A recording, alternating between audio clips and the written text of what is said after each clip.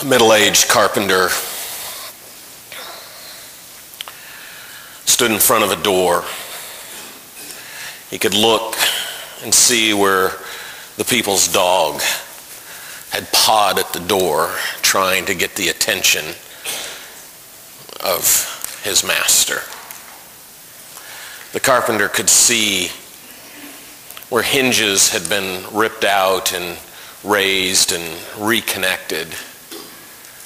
The stone house, as it settled, shifted the door, and he could see that the door didn't quite close correctly.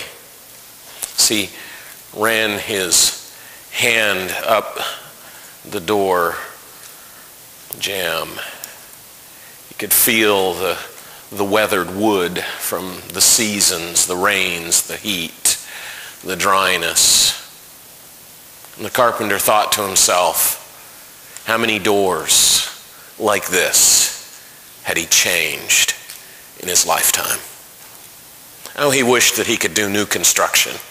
You know, where the doors, where the stone by the masons had been laid, and he could just easily cut and fit the doors, but it seemed that he was always called to the old houses where nothing seemed to quite fit just right, and he had to work it.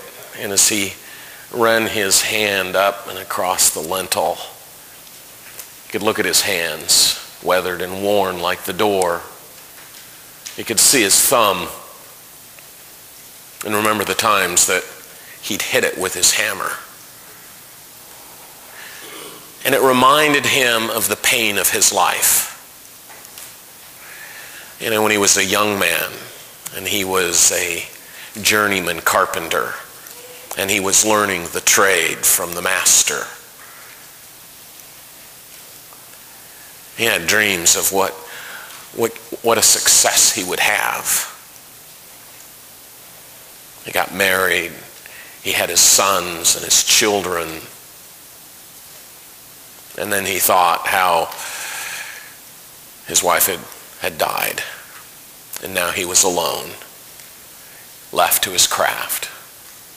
In his middle age, the dreams that he had had that he knew would probably not be fulfilled. He was left to fixing old doors and old windows and repairing roofs in the town of Nazareth. So he's looking at this door and thinking about it, thinking how he wished they had a new wife so that he wouldn't be alone. And maybe a young wife. Someone young, someone who still had dreams, someone who still looked forward with hope to the future. That maybe that would bring him some kind of happiness, and perhaps that's why he'd noticed Mary. And now he stands before Mary's house, and he pounds on the door, and he waits for Mary's father to come. And when Mary's father comes, he stands with his hands down beside him. He feels like they're dumb hands. They're motionless. And Mary's father says, "What do you want, Joseph?" And Joseph can't speak. He knows what he wants to say. He wants Mary to be his wife, but he just stands there, dumb, speechless. And Mary's father, "Joseph, what is it that you want? Why are you here?" And he says, "I want to discuss a betrothal with your daughter, Mary." You can imagine the father steps back. I mean, he's almost as old as Mary's father. He said, what do you have to offer for my daughter?" "Well, I was thinking that I could replace your doors, your window lattices, Maybe the beams in your roof that need replaced. The negotiation goes on, whatever it was that Joseph negotiated with Mary's father for her hand in marriage, and begins the process of replacing the doors, the windows. Excited, hopeful, looking forward to the marriage to Mary. But sometime in the process of the betrothal to Mary, Mary disappears. She goes. At first, Joseph doesn't think anything about it. He doesn't see her at her father's house. But he asks, "Where's Mary?" She's gone to see her Aunt Elizabeth. She'll be back. Mary goes, she sees Elizabeth. And when she comes to Elizabeth, you know what's on Mary's mind. You can only imagine. She's engaged to Joseph, and she realizes before anyone else that she's pregnant.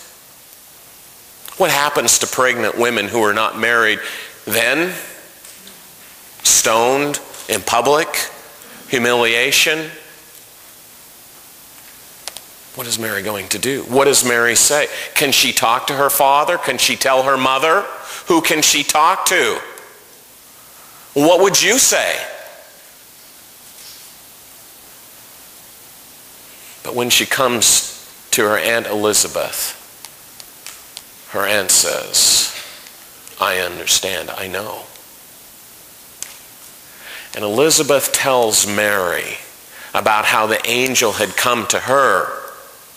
And even though she could not have children, the angel told her that she would have a son, and his name would be John, and that he would herald the Messiah. And now Mary has the courage to tell someone